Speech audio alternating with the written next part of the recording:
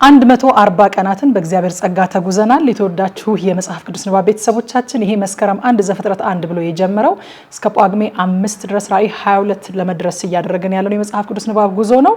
ዛሬ በ140ኛ ቀናችን ደግሞ የአስቴርን መጽሐፍ የምንጨርስ ይሆናል። ከምዕራፍ 7 ጀምሮ እስከ 10 ድረስ ያለውን አብረን እናንብብ። በጌታ በኢየሱስ ስም አነባለሁ። አስቴር ምዕራፍ 7። ንጉሱና ሐማም ከንግስቲቱ ከአስቴር ጋር ለመጠጣት መጡ። በሁለተኛውም ቀን ንጉሱ በወይን ጠጁ ግብዣ ሳለ አስቴርን ንግስት አስቴር ሆይ የምትለምኝኝ ምንድነው? ይሰጥሻል። የምትሽውስ ምንድነው? እስከ መንግስቴ እኩሌታ እንኳ ቢሆን ይደረግልሻል አላት። ንግስቲቱም አስቴር መልሳ ንጉሱ ሆይ ባንተ ዘንድ ሞገስ አግኝቼ እንደሆነ ንጉሱን ደስ ቢያሰኘው ሕይወቴ በልመናዬ ሕዝቤም በመሻቴ ይሰጠኝ። እኔና ሕዝቤ ለመጥፋትና ለመገደል ለመደምሰስም ተሽጠናልና ባሪያዎች ልንሆን ተሽጠን እንደሆነ ዝም ባልኩ ነበረ። የሆነ ሆኖ ጠላቱ የንጉስን ጉዳት ለማቅናት ባልቻለም ነበረ አለች። ንጉሱም አርጤክስስ ንግስቲቱን አስቴርን ይህን ያደርግ ዘንድ በልቡ የደፈረ ማን ነው? እርሱስ ወዴት ነው ብሎ ተናገራት። አስቴርም ያ ጠላትና ባለጋራ ሰው ክፉ ሐማ ነው አለች። ሐማም በንጉሱና በንግስቲቱ ፊት ደነገጠ። ንጉሱም ተቆጥቶ የወይን ጠጅ ከመጠጣቱ ተነሳ፣ ወደ ንጉሱም ቤት አታክልት ውስጥ ሄደ። ሐማም ከንጉሱ ዘንድ ክፉ ነገር እንደታሰበበት አይቷልና ከንግስቲቱ ከአስቴር ሕይወቱን ይለምን ዘንድ ቆመ።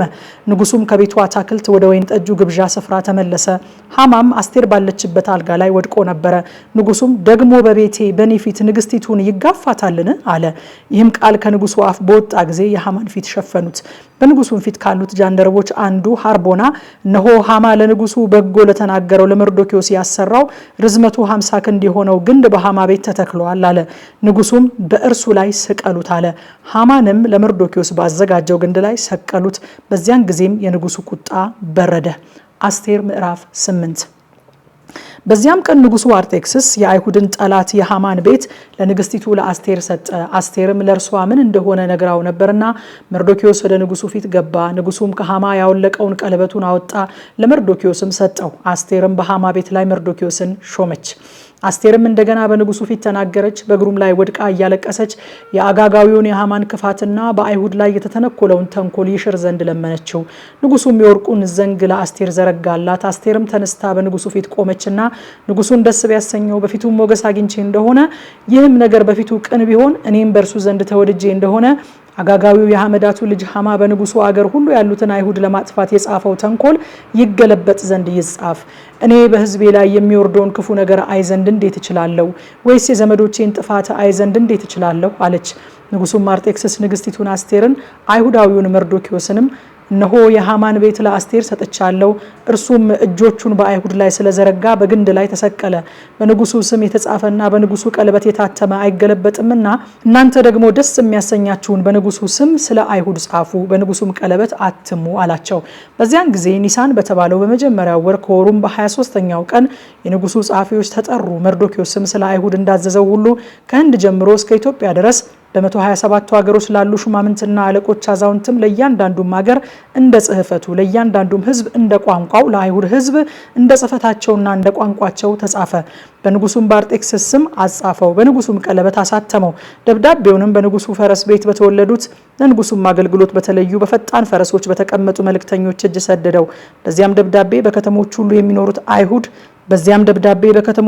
የሚኖሩት አይሁድ እንዲሰበሰቡ ለሕይወታቸውም እንዲቆሙ በጥል የሚነሱባቸውን የሕዝቡንና የሀገሩን ሰራዊት ሁሉ ከሕፃናቶቻቸውና ከሴቶቻቸው ጋር እንዲያጠፉና እንዲገድሉ እንዲደመስሱም ምርኳቸውንም እንዲዘርፉ ንጉሱ ፈቀደላቸው። ይህም አዳር በሚባለው በ12ኛው ወር በ13ኛው ቀን በንጉሱ በአርጤክስስ ሀገሮች ሁሉ በአንድ ቀን እንዲሆን ነው። አይሁድም ጠላቶቻቸውን እንዲበቀሉ በዚያን ቀን ይዘጋጁ ዘንድ የደብዳቤው ቅጂ በየሀገሩ ላሉ ሕዝብ ሁሉ ታወጀ። ለንጉሱ አገልግሎት በተለዩ በፈጣን ፈረሶች የተቀመጡት መልእክተኞች በንጉሱ ትእዛዝ ተርበትብተውና ቸኩለው ወጡ። አዋጁም በሱሳ ግንብ ተነገረ። መርዶኪዮስም በሰማያዊና በነጭ ሐር የተሰራውን የንጉሱን የክብር ልብስ ለብሶ ታላቅም የወርቅ አክሊል ደፍቶ ከጥሩ በፍታና ከሐምራዊ ግምጃ የተሰራ መጎናጸፊያ ተጎናጽፎ ከንጉሱ ፊት ወጣ። የሱሳ ከተማም ደስ አላት፣ እልልም አለች። ለአይሁድም ብርሃንና ደስታ ተድላና ክብርም ሆነ።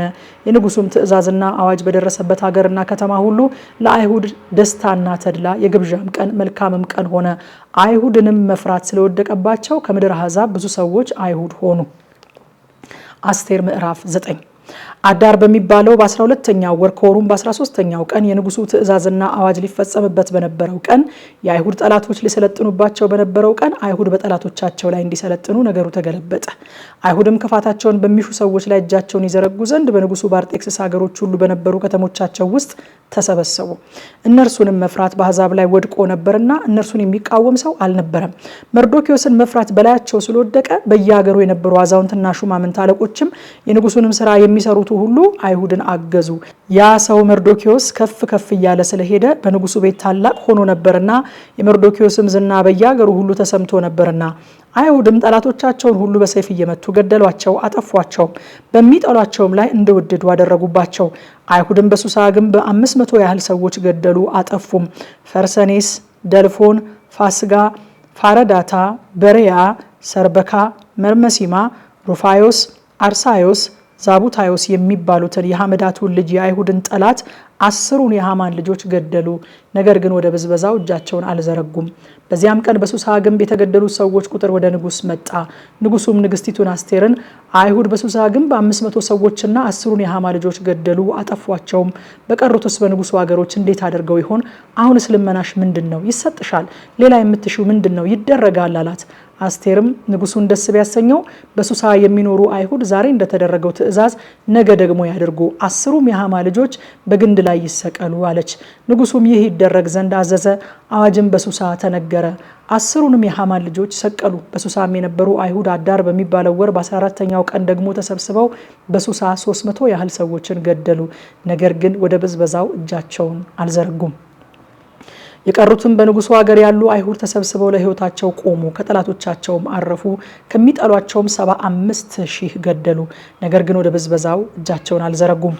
አዳር በሚባለው ወር በ13ኛው ቀን የተደረገ በ14ኛው ቀን አረፉ።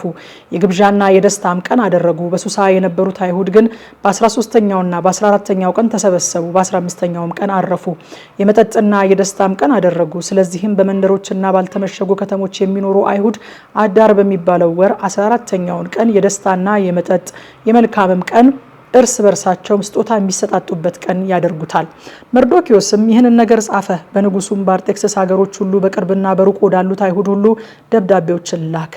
በየዓመቱም አዳር በሚባለው ወር 14ኛውና 15ኛው ቀን አይሁድ ከጠላቶቻቸው እረፍትን ያገኙበት ቀን፣ ወሩም ከሐዘን ወደ ደስታ ከልቅሶም ወደ መልካም ቀን የተለወጠበት ወር ሆኖ ይጠብቁት ዘንድ የግብዣና የደስታም ቀን እርስ በርሳቸው ስጦታ የሚሰጣጡበትና ለድሆች ስጦታ የሚሰጡበት ቀን ያደርጉት ዘንድ አዘዛቸው።